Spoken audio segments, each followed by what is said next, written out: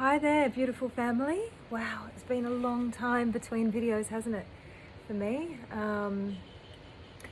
Yeah, I'm one of these people that I can't force myself to post. I've said this before, but unless something is arising naturally within me, then I can be quite an introverted being, and I need to do a lot of processing inwardly. And also, I'm running a 7-week apprenticeship this morning for some amazing beings that are training to be cacao ceremony facilitators. And so, a lot of my focus and my output and my energy has been going towards allying and mentoring them, both energetically and physically.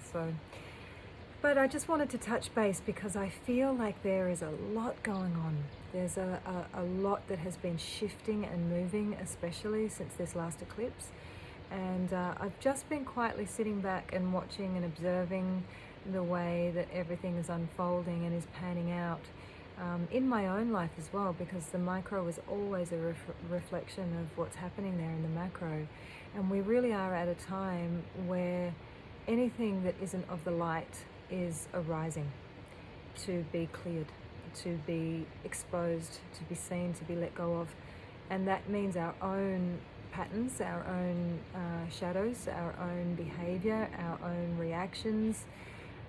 I know for me, and I'm sure for some of you too, it's really felt like we're really scraping the bottom of the barrel a lot of the time. And we've been doing that for a long time, actually. It's been many years of that, but it feels to me like something's coming to a crux. You know, it's very much like the diamond that needs to be put under enormous pressure in the coal for it to emerge as the clear, crystalline, high quality diamond that it is, or the seedling, you know, that's forcing its way. There's so many metaphors. It's forcing its way through the dirt, through the dark, that's being put under pressure, that's being squeezed, so that it can then emerge out into the light and strong, you know, strong and clear, and so that it can grow. Or the butterfly in the chrysalis, you know, is all of these different metaphors for where we're at the moment. And it doesn't feel to me like it's over yet, but it feels to me like it's definitely moved into, or is moving into, a new phase and a new stage.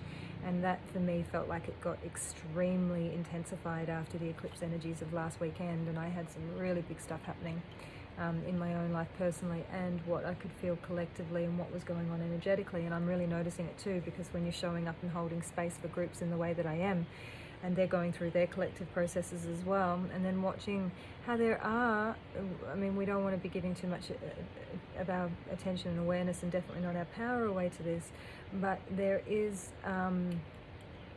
are energies that will take advantage of splits in the mind, of you know, the areas when we start to give our power away to negative thinking, or to fear, or to whatever that might be. So we have to really stay super vigilant at the moment, really vigilant about where we're putting our thoughts, about what we're doing with our emotions, and our thoughts, our words, and our actions. And it's not always easy. And so anyways, I've been feeling all for a while, but particularly in that last week since those eclipse energies, that something is about to change. And I'm seeing now there's a huge reshuffling on the planet. It kind of like feels like the cards have been thrown in the air again, and then we're waiting to see where they fall. And the one thing I think that this whole process has taught all of us is that any misconception or falsehood idea that we thought that we had about being in control is an absolute myth. We are not in control of anything here. And even with this whole situation, there is a cosmic program that's happening behind all of this. And this is it's such an interesting thing, because this is what the ancient people knew. You know, when we come into these time periods, in the Andes they call this a Tarapai Pacha, and when we come into these time periods, it's almost like it takes it out of your hands. If you can surrender to it, there's almost a sense of kind of relief to it. I know that might sound weird for some people to be able to grasp, but the ancient people, you know, they didn't do anything without consulting with the universe first. You know, they didn't even plant their crops without waiting to be shown by the sundial, shown by the weather patterns, shown that that was the time to do that. And so there was a sense of surrender and of enormous trust in being guided by these cycles and guided by this cosmic program, because we're being asked to wake up. We're being asked to move to a new level, to awaken to a new way, and change never happens without chaos, ever. That's just the way that it goes, and we are in cataclysmic change. We have been for a while, and it's reaching a crux point now. So why am I leaving this message? I don't really know, to be honest. I just felt like checking in to see how everyone was doing and to send my love out to everybody during this time, and to reflect back that I think we are on the precipice of yet another cycle of this. And for some I think it will be an opening, and for others I think there will be a closing. And this idea of freedom, this freedom that we also search for and yearn for, this is really something that comes from within. This is a vibration that lives within us. It's not something that's determined by where we're at or four walls. I mean, all of us would love to be able to be completely free to be where we want, do what we want, and all the rest of it. But it's calling, as it is all of this, for us to keep our attention focused inwards.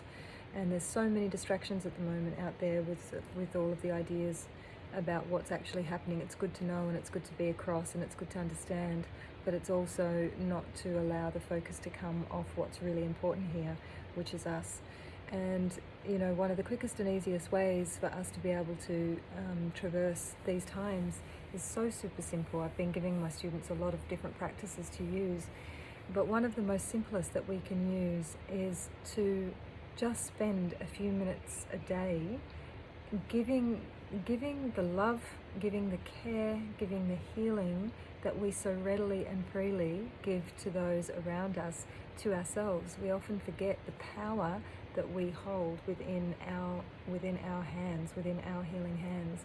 So really just taking a moment, and I've said this so many times on these calls, but I just want to bring it back to this again, of placing a hand on the heart, placing a hand on the belly, and going within and saying, I love you, I'm here, what do you need? I love you, I'm here for you, and what is it that you need? I'm listening, I'm listening, I'm listening. I love you, I'm here. What is it that you need? I'm listening.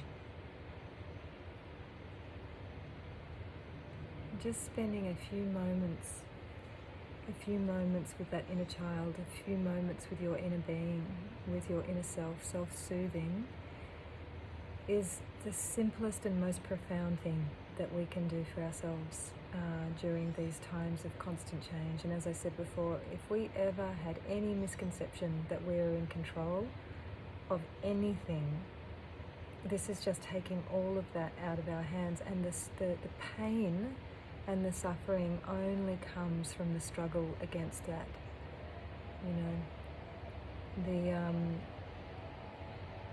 The constriction that we feel, the anxiety that we feel, only comes from our non-acceptance of a situation, of any situation. And that includes what's arising within us. So if you're feeling heavy energy, if you're feeling heavy emotion, if you're feeling things arriving within you, then rather than pushing it away and trying to get rid of it, practice doing exactly what we just did, just for a few minutes. I'm listening, I'm here, what have you got to tell me? Let yourself just breathe and feel the feeling, and be in complete and total practice. Use this time to practice accepting everything. And if we can truly accept everything, then we will find true freedom.